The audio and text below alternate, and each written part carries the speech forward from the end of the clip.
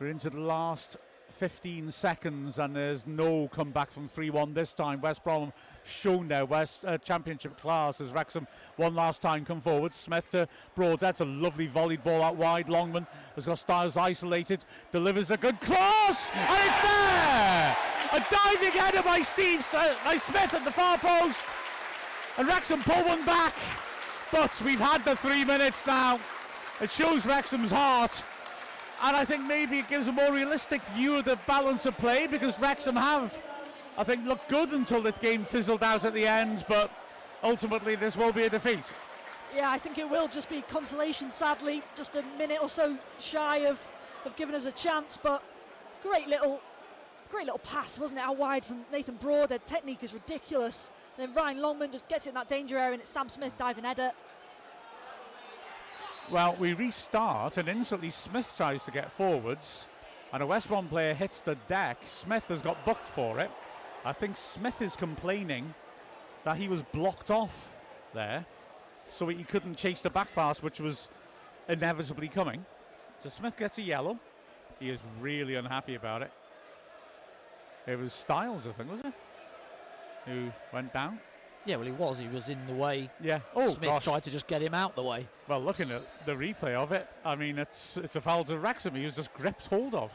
Didn't just step across him. Anyway, free kick taken. Surely this will be the final act of the match. The ball goes out, and there we are. The final whistle. The West Brom fans delighted. The final score: Wrexham 1, West Brom 3. And well, a fighting performance by Wrexham. Andy and Mia are now across to do YouTube Live, as they do after every game. By all means, jump across to see that live on the club's YouTube channel.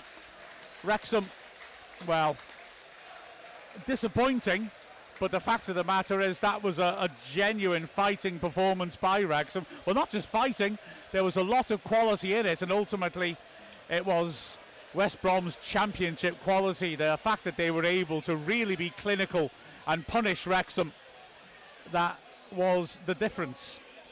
With Kiefer Moore fit to start and Nathan Broadhead on the bench, Wrexham were lacking Libby Kakache, who was not recovered from the injury picked up against Southampton, but went about their business well, and then were opened up in the 17th minute. Fine finish by Grant after a good break down the right-hand side. Wrexham having started well, really, like I said, caught out, and as Andy was saying in commentary, by just the clinical nature of West Brom, the quality they had coming forwards.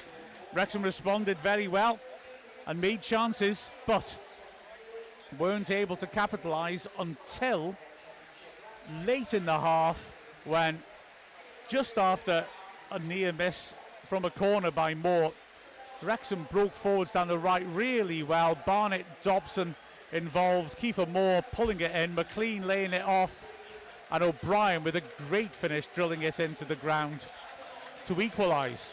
And within 30 odd seconds of the restart, Wrexham really probably should have been ahead, in all honesty.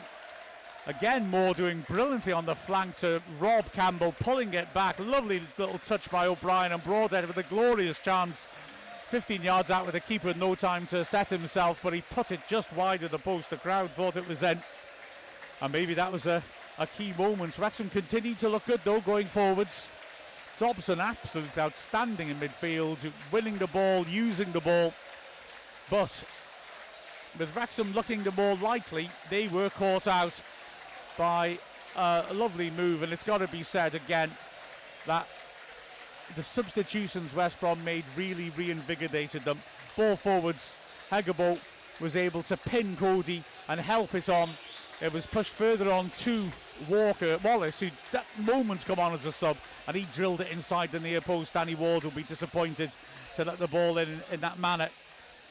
And then we're caught out again, Wrexham, when the ball was fed into the danger area, and Price was there and able to finish comfortably with a header.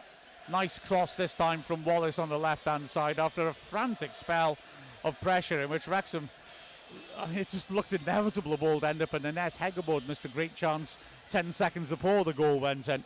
It was 3-1. Wrexham fought to try and come back. Sam Smith was put on as an extra striker, and he scored with the 4th minute of added time, the final minute just ticking over, a diving header from a fine delivery by Longman after a brilliant volleyed ball by Broadhead. But disappointment for Wrexham, but I think we've got to keep this in context. This was a good performance against a high quality side who will be up there at the end of the season without question. Wrexham asked questions, used the ball constructively. There were a lot of good performances, Dobson really standing out, but ultimately, well, West Brom, we've never been in the same league as them. I've always been in a higher league than us. There is a reason for that, and they showed their quality in the end. But encouragement for Wrexham, but sadly no points out of 6 now, and that game against Sheffield Wednesday starts to feel rather big. With the final score of Wrexham 2, West Bromwich Albion 3, we've been Mark Griffiths, Andy Morrell and Mia Roberts from Wrexham AFC. Once again, it's been a pleasure to bring the game to you.